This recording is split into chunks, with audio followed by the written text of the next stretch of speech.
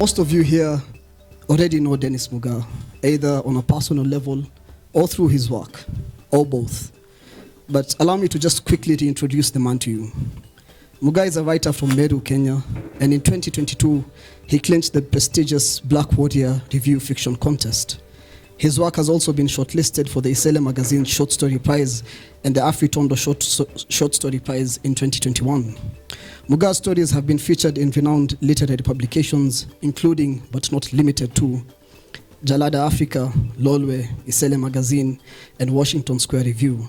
Muga also holds an MA in creative writing from the University of East Anglia as a recipient of the prestigious Miles Morland Foundation Scholarship. And you, good people, have the honor to witness and be a part of the launch of Half Portraits Underwater and Other Stories, which is Muga's debut short story collection. So as I take a breath, please join me in welcoming Muga with a warm round of applause. Certain themes that stand out throughout the stories, particularly the themes of identity and belonging and place. You know, the search for self, the desire to know who one is, wherever they are. And this is something that is present in a lot of your work. Anyone who's familiar with Dennis's work will agree, not just this collection. So my question is, why this exploration? Why ponder, or why spend a lot of time exploring identity, place, and belonging? And how much of this is drawn from personal experience? Okay. I would say I think the issue with identity, first of all, these stories were written when I was in my 20s. So I think we all struggle in our 20s is finding who we are in the world. So I do think we really can't, even if we are writers or actors or whatever it is that we do in as a creative venture, you cannot truly escape who you are. So I think whatever it is that you're going through, whatever it is that you're trying to figure out, almost always turns up in your work. So I think the question of identity for me was very when I pondered this story, this question, it came up in a lot of the characters. Because how do we place ourselves in certain moments, certain times? How do they shape us? How do we react to them? How do they change us? How do they change who we are? Do they change us for the better? Because sometimes they also change us for the worse. And the complexity of life in who we are, because we are not just one thing, we are a collection of things. And we might do something good today, but tomorrow we are doing something else worse. But does that then make us a good person?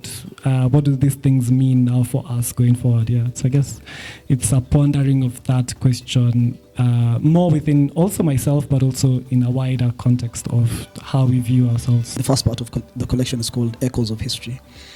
And one particular story stands out in that part, and this is The Fallen World of Appearances. I think it's the second story of the collection. And it's a structured series of testimonies about the assassination of a prominent Kenyan minister in the 60s. Hint, hint, Tuali Fobats did something about him recently.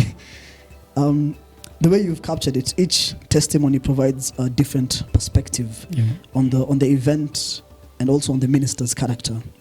So there are many themes here, but the one that stands out is perspective and the unreliability of memory. Yeah. So how does it feel writing such a contentious, clouded history, albeit fictionalized, and also how much research goes into ensuring that there's a certain level of historical accuracy in such stories? Oh, yeah. Okay, that's a very good question. Yeah. So the story number 2 is titled The Fallen World of Appearances. This is actually a title stolen from Binyavanga's would-be book. I think he was supposed to write a book called The Fallen World of Appearances. And that same wording came from Saul Below's The Adventures of Ogie March. There's somewhere where Ogie March is like, the fallen world of appearances. So it's like still a quote. So essentially it's how we had so much hope at independence. Like so many things were, like Africans were allowed to be empowered. Like we were going to change the world, or we were going to be our own, the determinants of our own destiny. Because wazungu walienda Ulaya and we were like, okay, yes, the British have gone back. We can now focus on building our nation because we are we are better governors, or we have better governance over ourselves. But I think with the death of Tom Mboya, it gave birth to this, I don't know, like, we just like an original sin, kind of, where things start becoming untrue. And even now, with social media, with the protests and with the disinformation campaigns against people, you really wonder what is true and what is not true. So the fallen world of appearances is really about what happened after Mboya died, and the people who went to give testimonies, or trying to understand the people, because this case ended very quickly. Like, it was sort of an open and shut case. And then a minister, I think his name was George Morara. This is the true story. This is not here. This is not here. I'm just saying, like, if you're writing fiction, the research that you probably need to do. So this minister was in Zanzibar, I think, and then he sees Tom Mboya's killer, who was killed, walking. Yeah. I think it was Zambia. It's Zambia. Yeah, I think one of those countries which began with a Z. Sees this person walking. And then they're like, "Aya, who is that?" So and then they came. Now here's now the strange part. They came back the next day. They're like, okay. They presented a petition in Parliament.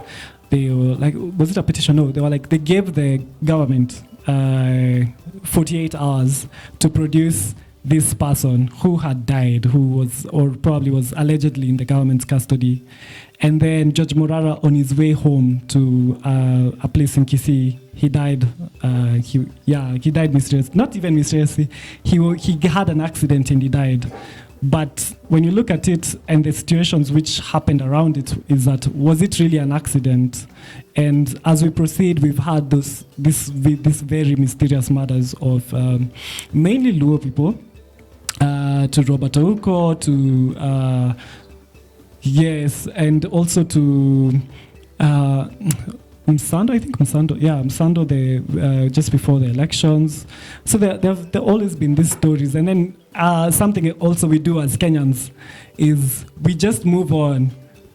I know that the book is also being published in Nigeria. Mm-hmm. How has the work been where you're doing the same project but two different publishers? Mm-hmm. How does that work? Is it the same book? Is it different stories? Just tell us about that process. It was first picked up by Masobe Books in Nigeria. With them, I think it was a bit. First, of course, the excitement, just like, oh, it's going to work out. They're going to do ABCD. You do the contracts. You do this. You do that. So that was a more, I don't say legal, but there was more admin work to do there. So, but once we were done with that, it wasn't very complicated. Also, I couldn't go to Nigeria to do the launch and everything, so they had to do it on their own. Here it's been a bit simpler because Jahazi Press got the typeset, and then now they're able to do the publication. So it was a bit easier, and also because I was acquainted with the publisher Jahazi Ahmed, it was things were a bit smoother, I would say, or rather I was I don't say part of the process, but you know how things are going. Good job, Deno, so far. Maybe on the flip side, what's one thing you wish you could change about the book, or what's your biggest critique about the book? I don't think I would change anything. Maybe if there are typos, I will change those, but I wouldn't change anything. Yeah. In a way, I just remembered a question that I wanted to ask. I forgot. Were there any, because it's 10 stories, were there any stories that you wanted to be a part of this that didn't make it? Actually, I really got lucky in a sense because they wanted me to add 5 extra stories. I was just like, that's not possible. I can't do that. Okay, I didn't say that, but I was like, I was just like, it doesn't make sense because all the stories interconnect. So luckily, with the 10 stories, none of them was put out. None of them was, there was no additional, there was no subtraction, so that, you know, it works, so that it works like as a complete as a complete set, as opposed to adding other things. Today, what does today mean? The debut of Dennis Muga as a writer. It's exciting. It's absolutely exciting. It's thrilling for the city, thrilling for the country, and thrilling for the continent. And the book launch has gone so well, and you can see his fans, and you see how full the room was. And the story is absolutely amazing.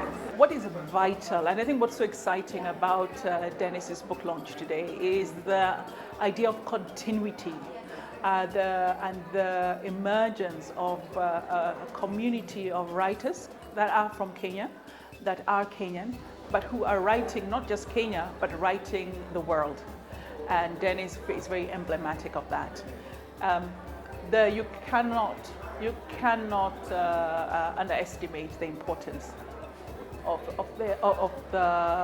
the inspiration of the emergence of a writer like Dennis, for example. And as a continent, as a country, we are so desperate for stories, for the stories of us, and for the stories that reflect our time. And writers like Dennis are able to, inscribe themselves into this moment of history. Actually, I'm just really, really excited. Yeah. He has been doing this for a very long time, so we are here as a family to support him. He was launching the book that he's written, 10 short stories. It's titled Half Portraits Underwater. So we just feel excited, and I say congratulations to him for making this happen, and also thank God that he has walked with him throughout this journey. In spite of the ups and downs, he has made it, and today here we are. So it's been a wonderful journey, both in the publication and also in the writing process, because I've taken about 5 years. I wrote the book over a period of 5 years. So of course there were ups and downs in this period. Here among them, finding time to do the writing, and also, but it's still been very pleasurable to actually write this book and complete it. And it's been quite a journey for him, and I think it's his story to tell. That it's not been easy, but here he is, and we're destined for great things with Dennis. He's really one of our best writers.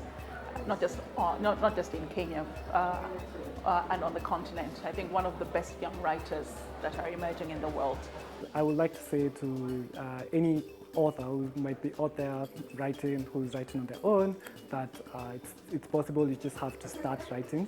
The key thing of writing is just writing, and also reading good books, the books that you like, books that your friends are reading also that you can share, and then you just keep on writing, keep at it, because it might take a long time, but you get there eventually.